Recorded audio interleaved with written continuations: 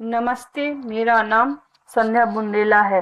मैं सरोजनी नायडू शासकीय कन्या स्नातकोत्तर महाविद्यालय BA 6 सेम हिंदी साहित्य की छात्रा हूँ। मेरी निर्देशिका डॉक्टर ललिता त्रिपाठी हैं।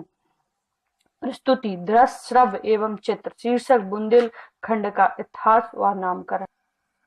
बुंदेलखंड के नामकरण का इतिहास। बुंदेलखंड भूभाग प्रागैतिहासिक काल में भी अपने अस्तित्व में था और आज भी है। यह वह भूभाग है जो बुंदेलखंड रूप से बुंदेली राजपूतों की निवास भूमि अथवा उनके द्वारा शासित भूमि रहा है। ऐतिहासिक विवरण से पता होता है कि बुंदेल अथवा बुंदेला शब्द सूर्यवंशी, चंद्रवंशी, चेदी, चौहान, गहरवार आदि वर्ग विशेष के क्षत्रियों का घोषक नहीं है। बुंदेलखंड में बसने के कारण वहां का क्षत्रिय वर्ग विशेष बुंदेला नहीं कहलाता। इसके विपरीत बुंदेलाओं की निवास भूमि होने के कारण यह भूभाग बुंदेलखंड कहलाता है। बुंदेलखंड नामकरण से संबंध में अनेक मान्यताएं। प्रथम मान्यता के अनुसार गिरिराज विंध्य की स्थित होने के कारण यह भूभाग बुंदेलखंड कहलाता है। इस भूभाग का नाम बुंदेलखंड मानने वाले विंध्य से विंध्य का विन्यास का विकास एवं विंध्य से विंध्येल शब्द का निर्माण मानकर बुंदेलखंड का नाम मानते हैं। द्वितीय मान्यता के अनुसार बुंदेले इस भूभाग के मूल निवासी नहीं है। यहाँ आकर बसने के पश्चात ही बुंदेले कहलाए। जनशत्रु है कि गहरवार क्षत्रिय महाराज हेमकर्ण काशी का राज छिन जाने पर इस भूभाग में आए तथा पुनश्चित राज प्राप्ति हेतु उन्होंने विंध्यावासिनी देवी की आराधना की। देवी को अपना सर समर्पित करने के लिए जैसे ही अपनी तलवार की खरोंच लग गई और रक्त की कुछ बूंदें भूमि पर देवी के सामने गिरी पड़ी। अपने रक्त की बूंदें देवी की समर्पित करने वाले हेमकर्ण महाराज की संतान बुंदेले कहलाते तथा इनकी निवास भूमि बुंदेलखंड के नाम से संबोधित होने लगी। संभवत बिंद से बिंधेन शब्द की निष्पत्ति हुई में बिंधेले से बुंदेले शब्द बना और इन बुंदेलाओं का इस भूभाग में शासन स्थापित होने के पश्चात उसे बुंदेलखंड कहा जाने लगा। 11वीं शताब्दी पूर्व से महाराज हेमकर्ण की 12वीं शताब्दी से 16वीं शताब्दी के लगभग महाकाल में महाराज रुद्र प्रताप सिंह, जिन्होंने सर्वप्रथम चंदेलों के अधिकार से इस भूभाग का कुछ भाग छीनकर अपना राज स्थापित किया। इतिहासकारों ने राजा जेजक मुक्ति को प्रतापशाली शासक कहकर उसका राज्य यमुना से नर्मदा तक विस्तृत बतलाया है। इसी राज्य के नाम पर यमुना से नर्मदा तक का भाग जीजक अथवा जेजक भूमि कहलाता था, जिसका अपभ्रष्ट रूप जेजक भुक्ति है। पृथ्वीराज चौहान के मदनपुर की शिलालेख से प्रकट होता है कि 12वीं शताब्दी तक यह देश जेजक भुक्ति ही कहलाता था। महाभारत कालीन चेदी नरेश शिशुपाल भी वर्तमान बुंदेलखंड के अधिकांश भाग के शासक थे। चंदेरी उनकी राजधानी थी। इतिहासकार श्री महाजन ने शिशुपाल द्वारा शासित भूमि को वर्तमान बुंदेलखंड के समरूप लिखा भी है। उन्होंने लिखा है कि जेजक भुक्ति बुंदेलखंड का प्राचीन नाम या यह कन्नौज के प्रथार साम्राज्य का अंग था। इतिहासकारों ने इनके शासन का आरंभ सन 1553 से 1610 माना है। महाराज रुद्र प्रताप ही बुंदेल राज के प्रथम शासक थे। इनके पश्चात उनके पुत्र महाराज भारती चंद्र ने अपने राज्य का विस्तार अंतिम में यमुना नदी के तट तक अथवा दक्षिण पूर्व में कालिंजर और महोबा तक किया। इसी काल से इस भूभाग को बुंदेलखंड कहा जाने लगा। प्रतीत होता है। महाराज छत्रसाल बुंदेला इसी राजवंश के उत्तराधिकारी हुए। बुंदेलखंड का नाम 400 वर्ष से अधिक प्राचीन नहीं हो सका।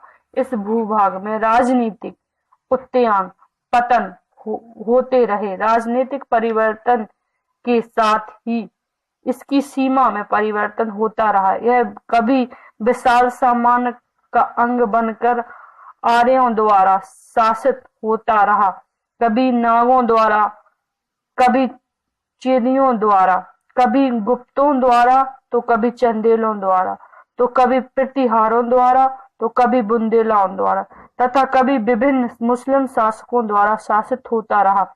और प्रत्येक शासनकाल में इसकी सीमाएं परिवर्तन होती रही। इसका कोई एक निश्चित नाम नहीं रहा।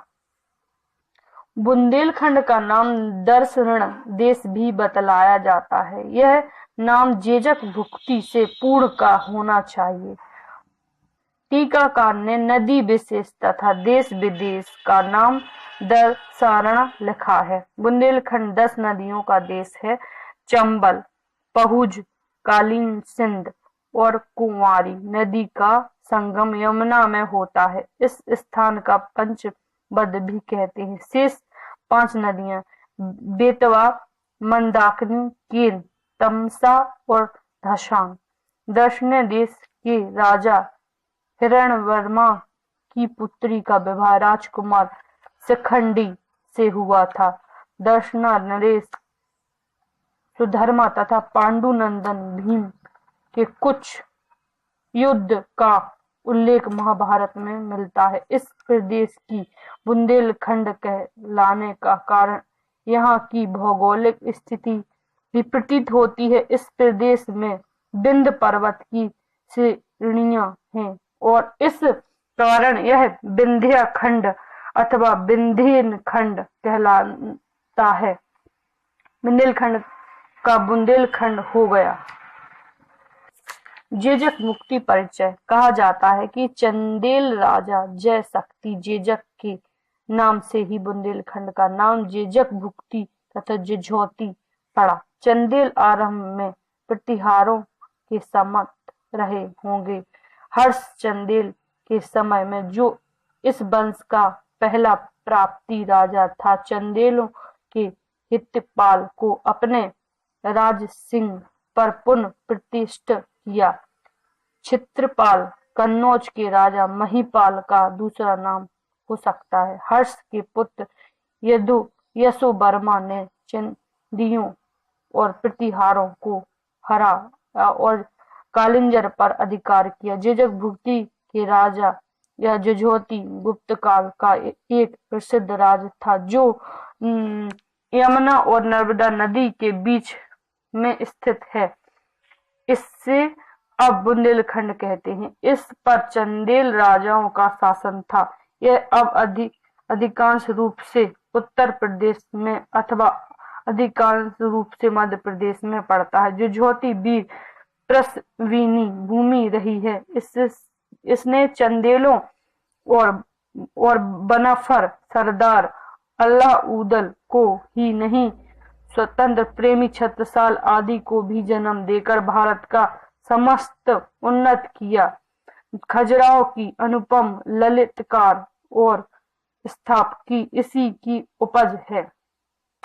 बुंदेलखंड की ऐतिहासिक भूमि जेजक भुक्ति के नाम से जाना जाने वाला बुंदेलखंड क्षेत्र आज भले ही भारत में विशिष्ट स्थान न रखता है, ऐतिहासिक काल में इसका महत्वपूर्ण स्थान रहा है। इतना ही नहीं, यह लंबे समय तक भारतीय राजनीतिक तथा कला तथा केंद्र रहा है। बुंदेलखंड की यमुना, ठोस, बेतवा, धासान, केन तथा कालीन सिंध नदी के किनारे प्राप्त कालीन संस्कृति के अवशेष तथा बांदा, सागर, ललितपुर एवं छतरपुर जिले के विभिन्न क्षेत्रों से प्राप्त शैली चित्र इस बात में प्रमाण है कि यह क्षेत्र संभवतः के विकास के प्रारंभिक काल से ही मानव को विकसित होने के अवसर प्रदान करता रहा है।